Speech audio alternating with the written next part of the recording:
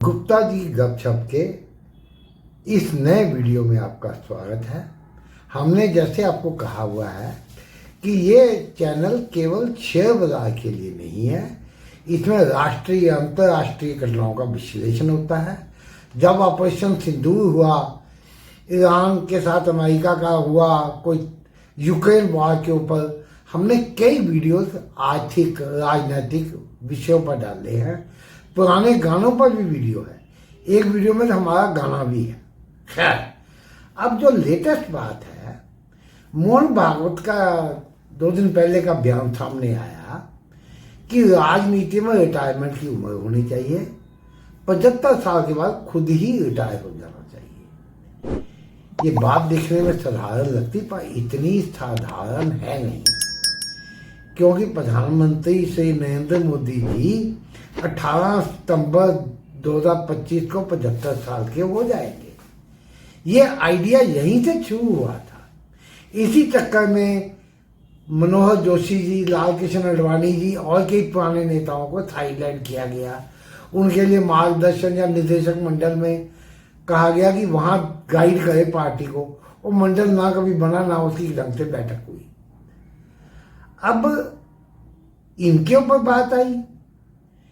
देखिए, राष्ट्रीय स्वयंसेवक संघ आरएसएस, ये कुछ भी हम कह लें, ये मदर ऑर्गेनाइजेशन मानी जाती है। वो राजनीतिक पार्टी है नहीं, लेकिन राजनीति तो है ही।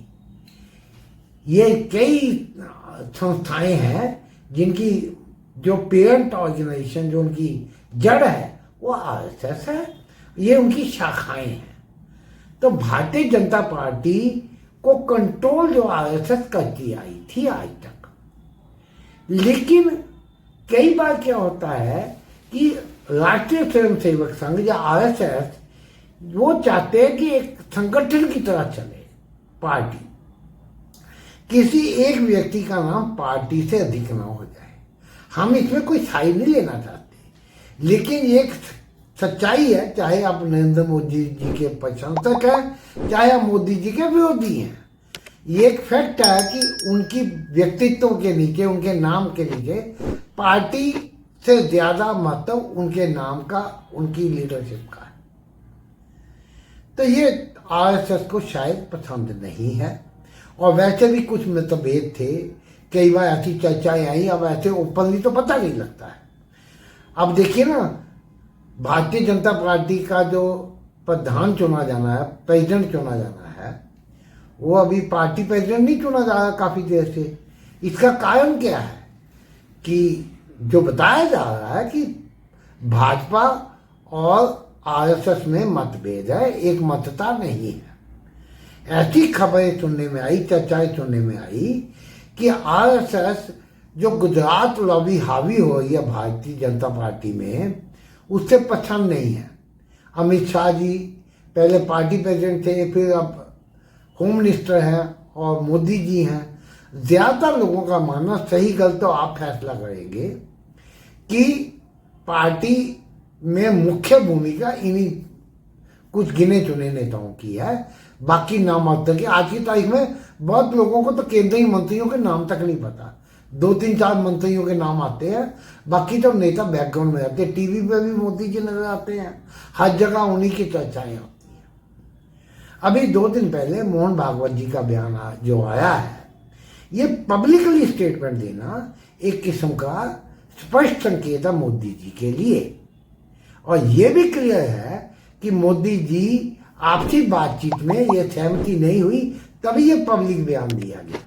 अंदर से सहमति हो जाती, ये नौबत ना आती। वैसे तो रवीश कुमार जी के यूट्यूब चैनल किसी में क्या है, 25 बड़ी खबरों में, वो तो यहाँ तक क्या है कि जून के आखिरी हफ्ते में नागपुर में एक मीटिंग हुई गिने चुने लोगों की, मोदी जी और भागवत जी के आमने सामने, जिसमें बहुत गर्मा गर्मी हुई और बात काफी बढ़ गई।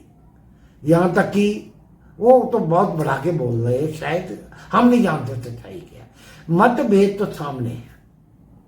कुछ चैनल क्या है कि वहां जब हुए पब्लिक मंच पे मिले, बाद में कोई मीटिंग अलग से नहीं हुई। लेकिन मोहन भागवत जी भी 11 सितंबर को 75 के हो जाएंगे।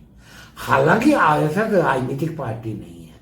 अब यह रोचक होगा क्या वो हटेंगे? मोदी जी हटेंगे? अगर नहीं हटे मोदी जी की लाइफ, ऐसा भी चर्चा सुनने में आई कि ये भी आरएसएस को प्रस्ताव पेश किया गया बातचीत में कि अगर अमित शाह के लिए मान जाओ तो मोदी जी हटने को तैयार है, लेकिन आरएसएस इसमें सहमत नहीं हुई। अब इसके दो रास्ते हो सकते हैं, या तो आरएसएस एक पार्टी को और बनाए, नई पार्टी बनाए जिसमें आरएसएस को लॉयल जो एमपी मिनिस्टर उधर जाए, या मोदी जी एक नया संगठन को खड़ा करे, क्योंकि पब्लिक में सपोर्ट है, काफी एमपी मंत्री जी उनके साथ।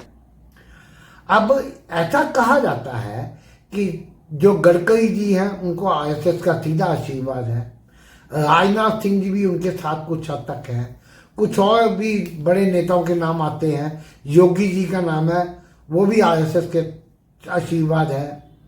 जो महाराष्ट्र के मुख्यमंत्री है या उप मुख्यमंत्री हैं देवेंद्र फडणवीस जी जो रहे हैं, उनके ऊपर भी ये बात आती है कि वो भी आरएसएस के उनको पसंद करती है।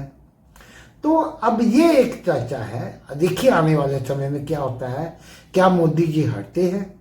अगर नहीं हटते तो नया प्रधानमंत्री कौन बनता है?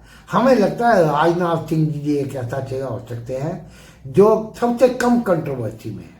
ये बहुत बड़ी घटनाक्रम होगा भारत की राजनीति में, आने वाला वक्त बताएगा। ज्योतिषीय दृष्टि से इसका विश्लेषण अलग वीडियो में करेंगे। वीडियो पसंद आए लाइक करें, चैनल को सब्सक्राइब करें, कमेंट में राय दें। धन्यवाद।